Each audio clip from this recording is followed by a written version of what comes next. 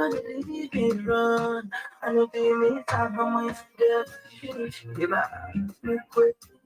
You gotta see what you me make quick, make a divide, you want to Hello, beloved one. Hamilton here, the amazing freedom illuminator, helping you to break free from generational patterns and imprints so that you can align with your unique signature, relationship blueprint, and health blueprint.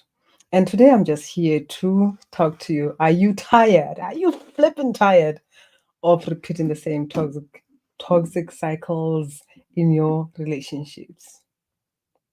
And I just want you to say, if you're tired, comment below. I'm flipping tired and I want out because I want to understand if this is something that you need or you are comfortable in that toxicity. Because what I'm here to tell you is it's not a coincidence that you find yourself in toxic relationship despite where you go, no matter how many times you change partners or change location. It's kind of like there is that person that is waiting for you with this toxicity, and they're appearing in different names.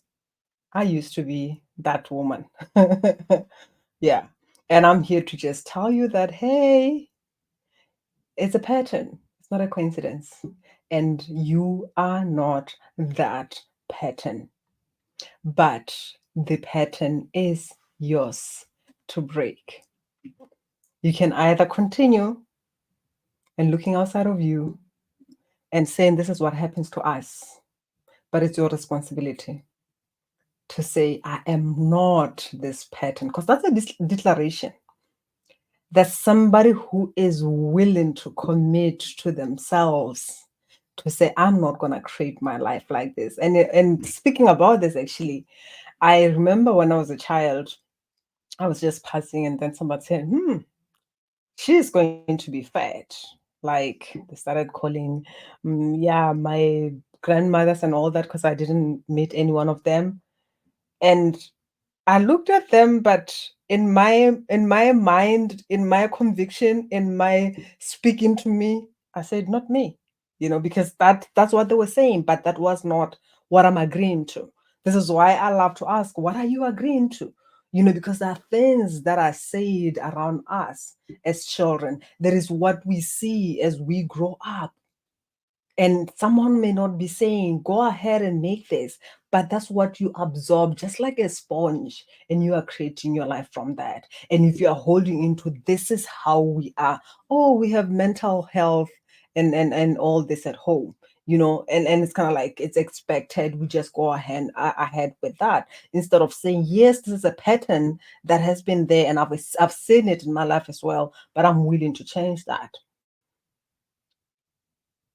So are you tired of repeating the same toxic cycles in your relationship? Because here's the thing, when I remember again the time when I had my two children and I saw parents playing out that I've seen it my family, sometimes people don't want to talk about this, the toxicity that we saw at home, the dysfunction that we felt that we grew up in at home. We get to start with that. And I've mentioned it yesterday. If you at all you haven't watched the video from yesterday, I invite you to go and check it out.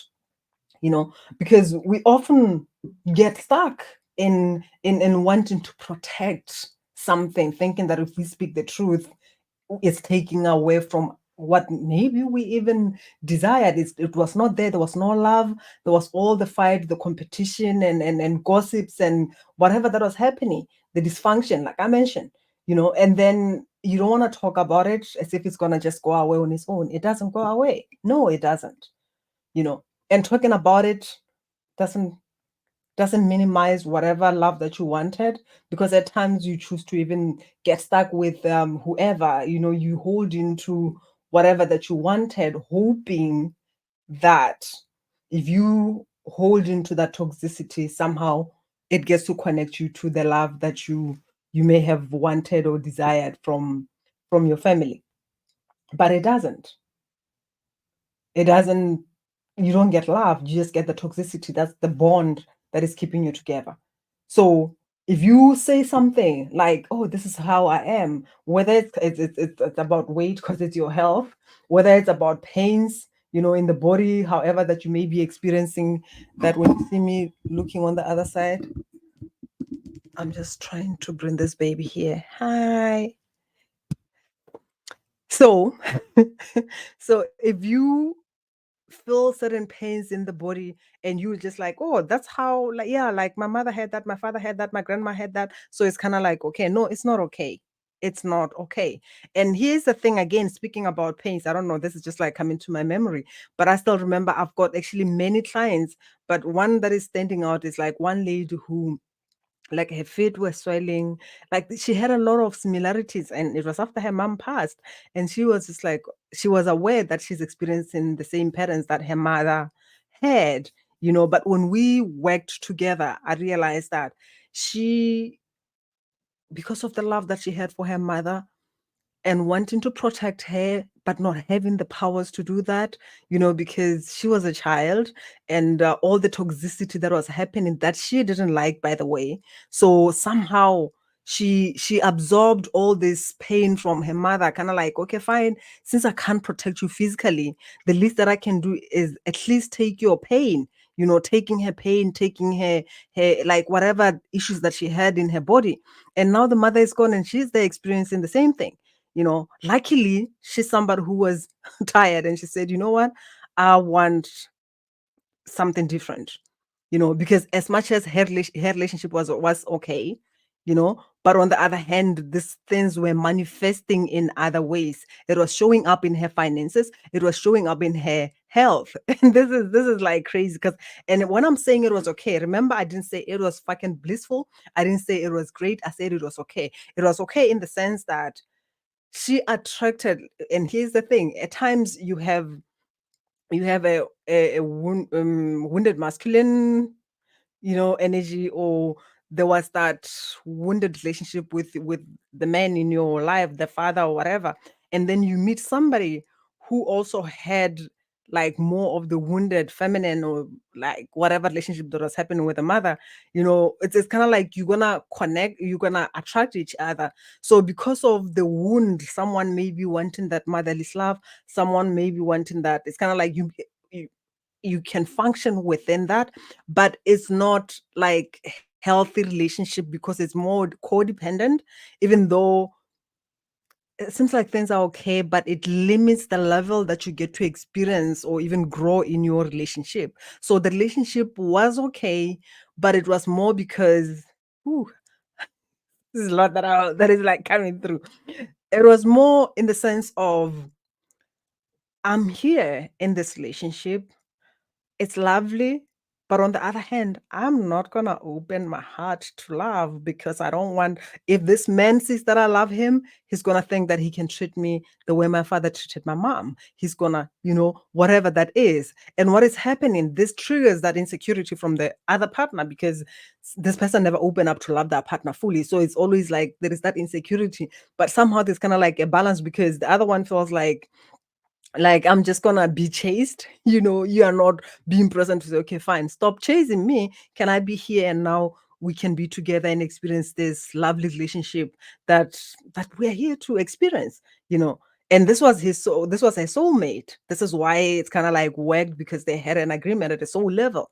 So I'm just asking you if you are tired of repeating the same toxic cycles in your relationship, because even when I'm talking about relationships, it could be toxic cycles that are showing up at work with your bosses or with your colleagues, because whatever relationship that you had with your parent or even your caretakers, it plays out in so many ways. I've experienced it at work where my boss was like picking on me and all that. And interesting enough, that's the relationship that I had with my beloved mother. I always say my mother has been gone now for 10 plus years, but it took me doing the work to realize that I was just really like her. And I get to see the power that she had and all the troubles and challenges that she went through. And I honor her and I honor being who she was so that I can find who I am. Because like I said yesterday, we are given button. She ran her race, she did what she could. So now it's for me to say, are you gonna take this button and go to the finish line? Are you gonna move a little bit from the dysfunction and anchor that light? Are you willing to shift from all the wanting to conform to the patriarchy rules, from being afraid, actually being afraid of who we are? That is our gift and everything. And what is coming through from the session that I had even today with this other woman, what was coming through even when it comes to women, it's like that judgment, that criticism, that gossip, that taking the other woman down. We don't even embrace the fact that if you are powerful as a woman, you can still be powerful and beautiful in your magnificence and still hold space and allow other people to shine their light. There is this whole hidden darkness shadow of feeling like there is not enough space and light for all of us to shine. There is this judgment that is like dominant at the core of this chaotic feminine energy, and we need to go there. We need to go to the shadows and unravel all this so that the true feminine power who embodies the magic within her can be present. And I was saying this to this amazing woman. I said, you know what? When I see you, I see the power in you. Because when we look at it, even when you go to the beginning of time, as women, we've been open to this emotional feeling our emotions and all that. Men, it's like a new thing that we're inviting them to. So the question is, when we are holding space and inviting men to say, open up, it's okay for you to show your tears as a king. Are we really embodying the queen, the space, the capacity to hold space for the all the emotion that men have repressed and oppressed for a long time? Or when they show up in that vulnerability, now is the time for us to like tear them down. Because if we can't lift each other as women, then we don't even have the space to lift men up, right? Unless we want something from them that is kind of like more of manipulation. I'm gonna take another woman out so that I can come in the space and have something like that prostitution archetype, right? That's what we're gonna bring forth because we want something. Being with someone not because we love them, but because they can provide. And the question is if at all it's you who is having that done to you, how would you feel? We get to be honest with ourselves. I was telling somebody that at times we are so focused and so stuck into what they did. Men are like this and that, and we never get time to look at ourselves and say, "Who am I showing up as a woman? Where am I not being truthful to myself?" Right? That's why we need to do the work, because we are here to heal the heart of humanity. We are here to lead with men. We are here to hold space for the shadow aspect of ourselves, for our children, and for the kings in our life. And we cannot do that if we are hungry for that toxic power, if we are hungry for revenge, if we crave blood. We can't. And you are not in your power, actually, if you're operating from that. You are not in your power. You are coming from fear. Your power is when you are here, fully embodying love, when you allow that light to just emanate from you and just love. I love because I fucking love. I don't care whether you're gonna love me back or not. I don't care whether you're gonna give me something or not. I flipping love you. And at times you don't even have to say it to somebody because ooh, I'm just reminded of this moment when I was going through divorce, and I was going through this healing process, and my heart was just full of love that I was feeling. And again, the wounded part of me that still hoped that maybe this man can either change and also see the worth in me. When I felt that love, I had this thing of, I want to tell him that I love him, but it was not coming from, I just fucking love you, even if you may not say it back. It was coming from, I just want to tell him how much I love him, and maybe he'll say that back to me, because I was not fully healed. I was still in the process. Hello. So I shared that with him, and I felt the rejection, because even when I say that, he was like, you really need to go to a psychiatric ward.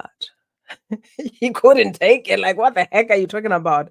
And it was not coming from, I love you, so please let's work this out. It was just, I love you, even though we're going through this divorce process. Like, that was like the genuine part of it. But somehow it's kind of like a part of me was hoping that she'll clap hands and say, wow, you can go through this and still love me, or something, give me something, like that wouldn't still. And he didn't. He rejected me. And I felt that. And I remember I was sitting in meditation and just processing everything. And I asked myself, because I was feeling that pain. And I've got a very strong team, by the way. I'm a stubborn person. So my team is like calling me out on my shit. So my higher self said, but what part of you really wanted to share that? Like, where were you coming from? That's when I was aware that I was not coming from the pure sense of being with the love that I'm feeling, but I kind of like wanted to be validated or appreciated for that. So at times we do that, like that's like kind of like part of you that is not fully healed, like, oh, I got this wisdom. And then it's kind of like, okay, I'm gonna go out there and want some people to run with me. And at times it can be maybe you're on a spiritual path and you are opening up and realizing that there is this beautiful joy, there is this orgasm, and it's kind of like, I want to share it with a lot of people. I want to share with my family how what we thought we knew is not really the truth. And the truth is, we are this amazing, powerful creator. We are the embodiment of God in the physical form. You just like excited and you want to share that with them. But when you go there, that's not what they know. They're not in alignment with that. And they judge you for whatever you're saying because they are maybe in other religious systems and all that. And then from there, it's kind of like, okay, um, you still feel rejected and abandoned. So, like the wounds of rejection and abandonment, they come through in so many ways.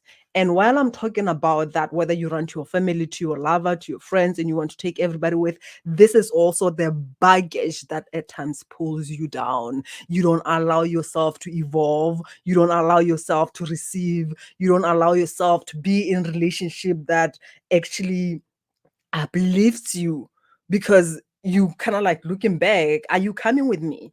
And some people the parents are more louder. It's kind of like, no, this is who I am, this is what I'm used to, this is what turns me on, especially when you're talking about type. That's not my type, but your type is the type that keeps on hurting you. Your type is consistent heartache, consistent fights, consistent dysfunction, and you still holding into it's my type. What the heck do you mean by type? What if your type is toxicity? What is your type is like what your nervous system craves, that toxicity, that what you know, not exactly what you deserve. Are you willing to heal so that you can come back and say, what the fuck do I mean by a type? Because I still remember there was a time when I said, I don't think I'll date a man who doesn't drink. I say that at some point. I can't remember how old I was, but I say that because I was like, a man who doesn't drink is boring. What do you do?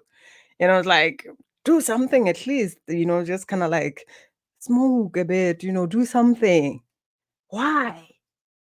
That's what I was so growing up. Those are the patterns that I grew up in. So for me, when you're talking about a man, it was a man who is drinking. And then I attracted those alcohol addiction partners, and they gave me my father, they gave me my tribe, my family, and all that.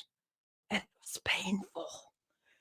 Because for me to break that, I had to go through a situation, a point where it's kind of like I lost everything. Like I said, I was even separated with my children. I didn't know who the fuck I was, but all that was happening so that I can find who I am. So if at all you are stuck in those patterns and you think it's just a coincidence, next time is not going to happen until you take action and heal that frequency that you are vibrating at so that you can attract something better, because you are still attracting and creating from the blueprint that you inherited. You get it? So, if you want to break free from these patterns, I have something coming up, and I'm just inviting you to drop in, break free below, because right now it's still the early bird price. And I'm just going to share it's 111 euros, and we're going to do this for flipping 3 days at 111 euros. By next week, the price I want to go back to Like it's gonna be go hike to 222, and then the original price that I'm gonna leave it as 333. We have a 3 days that is coming up where we're gonna be diving in, releasing these patterns and aligning you with that frequency of being seen and being heard and attracting the soul aligned relationship that you deserve. So if you feel like this is something that you want, drop the break free below. And if you know somebody who is either in a relationship that is toxic and they just want to reignite that passion, or someone who has been coming, who is coming from a relationship that drained her energy, because when you go through all this separation, you loosen different aspects of yourself, right? Some of you are still angry, but then you claim you want love. Who's gonna take all the baggage of anger that you are bringing through if you're not willing to release it? Ooh, I love you. And I'll leave you with that. I was just coming here to have a little bit of a midnight conversation.